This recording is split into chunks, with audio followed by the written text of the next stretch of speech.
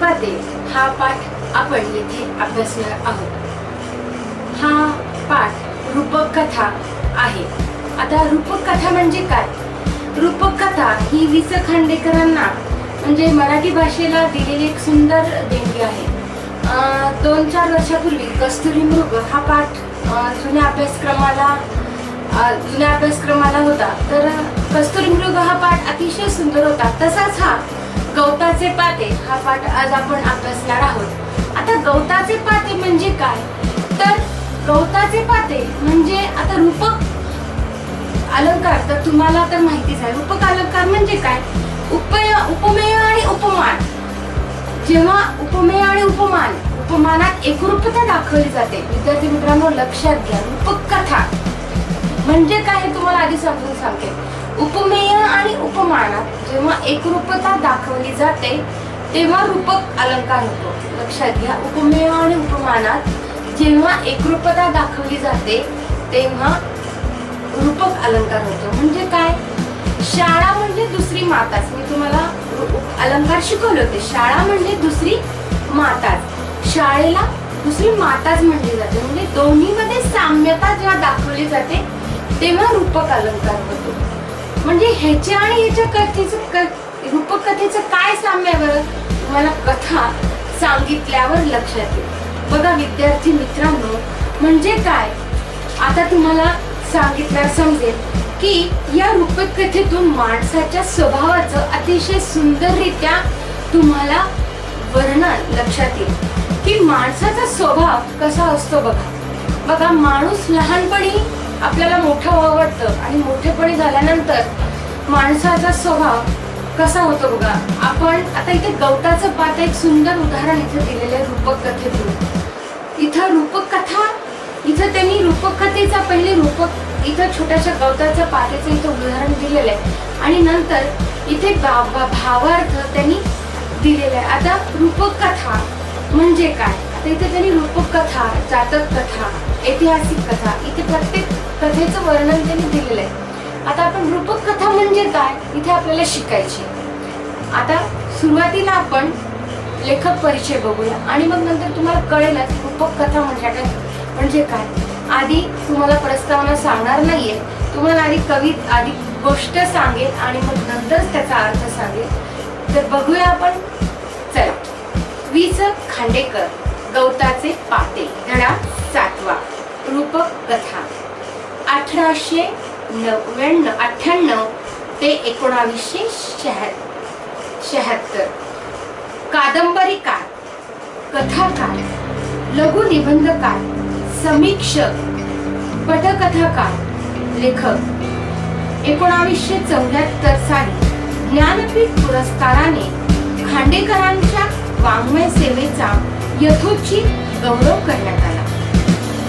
भारत सरकारने त्यांना पद्मभूषण या पुरस्काराने सन्मानित केले. त्यांचे कांचन ध्रुव, 2 ध्रुव, उल्का, 2 मधु, हिरवा चाफा, निकामा देवारा, पांढरे ढग, पहिले प्रेम, जळलेला मोहर, ययाती, अमृत वेग आणि अश्रू या कादंबऱ्या, वायुलहरी, सांगण्यात सायंकाळ, अविनाश, मंदाकिनी इत्यादी लघुनिबंध, वनभोजन, धुंदुरमास, फुले आणि काटे, कोकर्णीची फुले, गोफ आणि गोफळ हे समीक्षा लेख संग्रह इत्यादी लेखन प्रकाशित आहे. रूपक कथा ही खांडेकरांची मराठी कथेला देणगी आहे. विद्यार्थी मित्रांनो, रूपक कथा ही खरंच खांडेकरांची मराठी कथेला देणगी आहे. त्यासाठी रूपक कथा कोणीच लिहू शकत नाही. आपले जीवनविषयक तत्वज्ञान आणि आदर्श मूल्ये यांची मांडणी खांडेकरांनी रूपक कथेतून केली. सुवर्णकण, क्षितिस्पर्श, वेचलेली फुले हे त्यांचे रूपक कथासंग्रह आहे. यापैकी सुवर्णकण हा खलील जिब्रान यांच्या रूपक कथांचा अनुवाद आहे. प्रस्तुत कथा ही त्यातीलच एक आहे. खांडेकरांनी सृष्टीतील पाने गवताचे पाते या घटकांच्या रूपकातून माणसाच्या विविध वृत्ती प्रवृत्तींचे भावभावनांचे दर्शन या रूपक कथेतून घडवले आहे. विद्यार्थी मित्रांनो, आता माणसाला डायरेक्ट बोलता येत नाही, म्हणून गवताचे पाते ह्या उदाहरणादाखल व्यक्ती कसा असतो हे खांडेकरांनी जसं कस्तुरी मृग या रूपकातून खांडेकरांनी 2-4 वर्षापूर्वी बोललेलं होतं, तसं आता गवताचे पाते ह्या उदाहरणादाखल खांडेकरांनी बोललेलं आहे. तर गवताचे पाते कसं होतं आणि ते कसं जमिनीतून मिसळून कसं परत वर आलं आणि परत कसं डोलायला लागलं, ही कशी म्हणून मनोवृत्ती झाली, तर तसंच आपल्याला इथे पाहायचं आहे. माणसाची मनोवृत्ती कशी असते आणि माणूस कसा असतो, कसा बोलतो आणि कसा तो वागतो, हे गवताचे पाते आपल्याला या धड्यातून खांडेकरांनी आपल्याला सांगितलेलं आहे. तर बघा, बालपणापासूनच आपणाला कथा खूप आवडतात की नाही विद्यार्थी मित्रांनो? बघा, आता कथेचे प्रकार कसे आहेत. आता विज्ञान कथा आपल्याला काय सांगते तर माहिती आहे तुम्हाला. ऐतिहासिक कथा, ज्या कथेतून आपल्याला विविध थोरांच्या गोष्टी कळतात ऐतिहासिक कथेमधून. जातक कथा म्हणजे काय? गौतम बुद्धांच्या कथा. साहस कथा म्हणजे काय? धाडसी कथा. रहस्य कथा म्हणजे गूढ कथा. असे कथेचे अनेक प्रकार आहेत. यापैकी एक प्रकार म्हणजे रूपक कथा. आता रूपक कथा म्हणजे काय? कधी कधी एखाद्या गोष्टीचे वर्णन करताना शब्द अपुरे पडतात. लक्षात घ्या, कधी कधी एखाद्या गोष्टीचे वर्णन करताना शब्द अपुरे पडतात. त्या वस्तूंचे परिपूर्ण वर्णन करणे कठीण जाते. अशा वेळी त्या गोष्टीचे वर्णन करण्यासाठी उदाहरणादाखल एखाद्या गोष्टी वस्तू वापरली जाते. त्याला काय म्हणतात? रूपक कथा म्हणतात. जसं गवताचा पाता पण वापरणार आहे. तर बघा, रूपक कथेचे वैशिष्ट्य म्हणजे काय? ती आकाराने लहान असते. खूप मोठी कथा नसते. ती कशी असते? आकाराने लहान असते. तिच्यात पण अर्थघनत्व असतं. आकाराने लहान असते पण त्याच्यात अर्थ खूप दडलेला असतो. आशय समृद्धता असते. आशय समृद्धता असते म्हणजे त्याच्यात आकाराने लहान असते पण त्याच्यात आशय खूप मोठा दडलेला असतो. आणि अचूकता असल्याने ती अधिक परिणामकारक होते. ती आशय अचूक असल्याने तिच्यात काय असते? अधिक परिणामकारक होते. नाट्यात्मकता, अलंकारिकता आणि संदेशपरता ही रूपक कथेची आणखी काही वैशिष्ट्ये होत. रूपक कथेतून वाच्यार्थ क्षणोक्षणी अंशतः कमी होत जाऊन लक्ष्यार्थ प्रभावीपणे सूचित होतो. खालील कथा वाचून आपल्याला त्याचा अनुभव येईलच. बघा विद्यार्थी मित्रांनो, तुम्हाला खालील कथा तुम्हाला वाचल्यावर लक्षात येईल. आधी कथा छोटीशीच आहे बघा, एवढ्या तुम्हाला स्क्रीनवर लक्षातच येईल कविता धडा कधी सुरू झाला आणि कधी संपला हे तुम्हाला लक्षात पण येणार नाही. पण त्या धड्यातून तुम्हाला काय लक्षात येईल बघा, आपण तुम्हाला समजणार पण नाही की कधी धडा सुरू झाला पण कधी संपला. पण त्या धड्यातून तुम्हाला जो अर्थबोध होईल तो आयुष्यभर तुमच्या लक्षात येईल. रूपक कथा ही आकाराने खूप छोटी असते पण त्याच्यात अर्थघनत्व इतका साठलेला असतो की तो आयुष्यभर तुमच्या लक्षात राहील. त्याचा भावार्थ पुढे दिलेलाच आहे विद्यार्थी मित्रांनो. बघा, सुरू करायचा धडा. चल, हिवाळा नुकताच सुरू झालेला होता. झाडावरून एका मागून एक पिकलेली पानं गळू लागली. बघा, हिवाळा सुरू झाला आणि हळूहळू पिकलेली पानं काय करत होती? हळूहळू म्हणजे काय होती? पिकलेली. बघा, हिवाळा काय झाला? थंडी सुरू झाली विद्यार्थी मित्रांनो. आणि पिकलेली पानं, लक्षात घ्या, पिकलेली पानं. ह्याचा अर्थ मी तुम्हाला नंतर भावार्थामध्ये अंडरलाईन करून घ्या. पिकलेली पानं याचा अर्थ म्हणजे काय? वयस्कर लोक. पिकलेली पानं. बघा, झाडावरून एका मागून एक पिकलेली पानं गळून पडू लागले. पट पट पट. हळूहळू एक एक पानं काय करू लागली? गळून पडू लागली. मी तर सांगणार नव्हते, पण तुम्हाला लक्षात येण्याकरता मी हा अर्थ इथे सांगितला. अर्थ घनत्व किती आहे बघा. झाडावरून एका मागून एक पिकलेली पानं गळून पडू लागली. त्याचा तो पटपट असा कर्णकटू आवाज. किती येणार हो त्या आवाज, पण तो कर्णकटू आवाज, तो आवाज ऐकून धरणी मातेच्या कुशीत झोपी गेलेले एक चिमणे गवताचे पाते जागे झाले. छोटस उगवलेलं एक चिमणं गवताचं पात हो. किती छोटस असणार ते गवताचं पात, पण हे छोटस गवताचं पात म्हणजे आत्ताच हे जन्मलेलं गवताचं पात, ज्याला गर्भ होता या चिमण्याच्या गवताच्या पात्याला, हे पिकलेल्या पानाला काय म्हणतं बघा.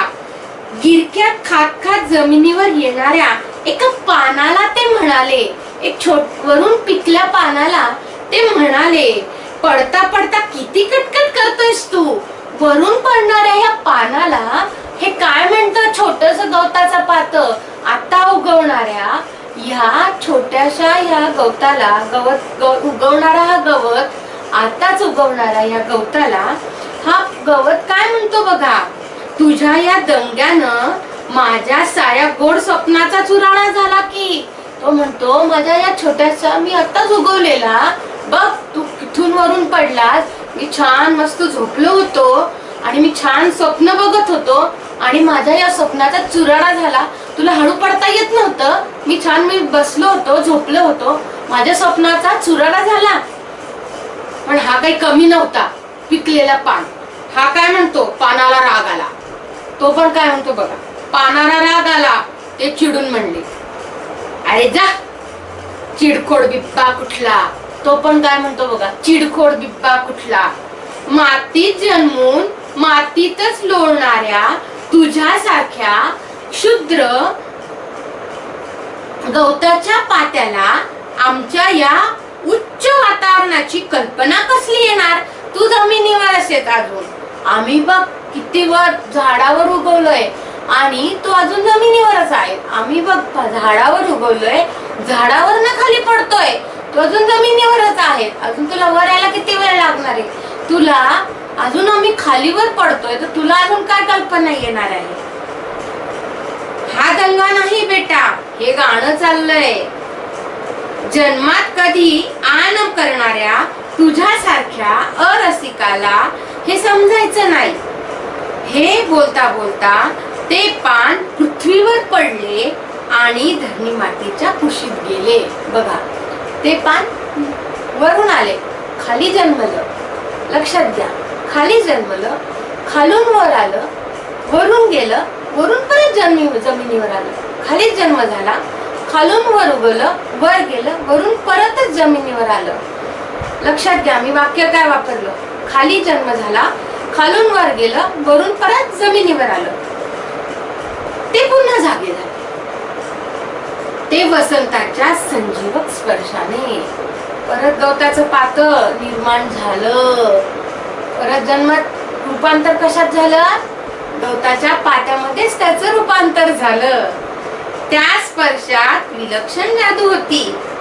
त्या जादूने आता त्या पानाचे रूपांतर गवताच्या चिमुकल्या पात्यात झाले होते. पुन्हा हिवाळा आला. थंडीने कुडकुडत गवताचे पाते धरणी मातीच्या कुशीत लपू लागले, झोपू लागले. पण पुन्हा पुन्हा त्याची झोप मोडू लागली.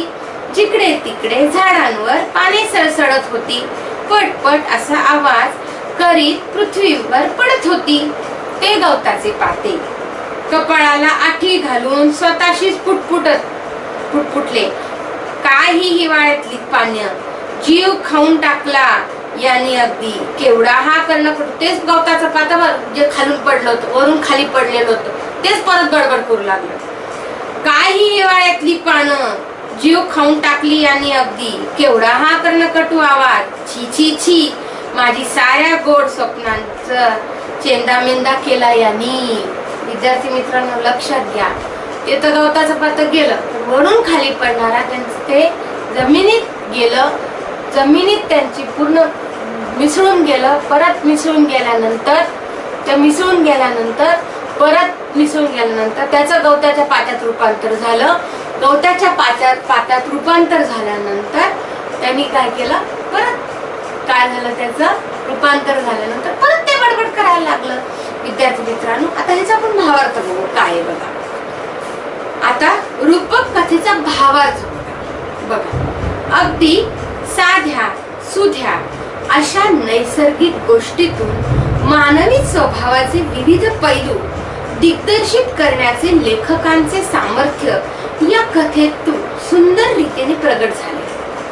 आता गळून पडलेली पाने मातीत मिसळून जातात आणि पुढे त्या मातीतून गवताची चिमुकली पाते वर डोकावून पाहू लागतात. बरोबर, दोघांच्याही अंतरंगात खेळणारा जीवनरस एकच आहे. पण झाडावरून गळून पडणारे पान आपल्या उच्च पदाचा खोटा अभिमान बाळगून गवताच्या पात्याला क्षुद्र लेखते. वरून पडणारं पात वरून पडलं ते, पण गवताच्या पात्याला किती क्षुद्र लेखलं. काय म्हणलं, बिब्बा कुठला. त्यांनी काय म्हणलं, आम्ही वर राहतो. मी म्हणलं ना, वर राहणाऱ्याला खाली उगवणाऱ्या पात्याला त्यांनी काय लेखलं, क्षुद्र लेखलं. काय म्हणलं, तुला खाली आहेस तू. आणि त्यांनी काय लेखलं, त्याला क्षुद्र लेखलं. आणि त्या पडणाऱ्या पानाचा आवाज ऐकून आमची सुंदर स्वप्ने भंग पावण्याची तक्रार ते पातळी केले.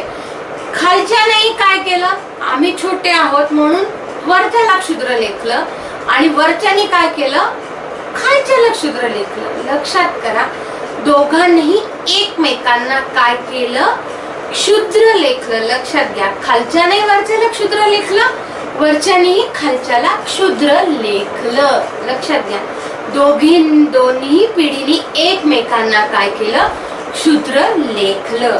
मानवी जीवनातले कितीतरी विसंवाद या साध्या विरोधात प्रतिबिंबित झाले आहेत. विद्यार्थी मित्रांनो, हेच या वि.स. खांडेकरांची खासियत आहे रूपकथेमध्ये. विद्यार्थी मित्रांनो, हेच या वि.स. खांडेकरांची खासियत आहे. बघा, तरुण पिढींच्या बेजबाबदारपणाबद्दल बोलणारी वडील पिढी क्षणभर तरी आपल्या तरुण पिढीतले दिवस आठवते का.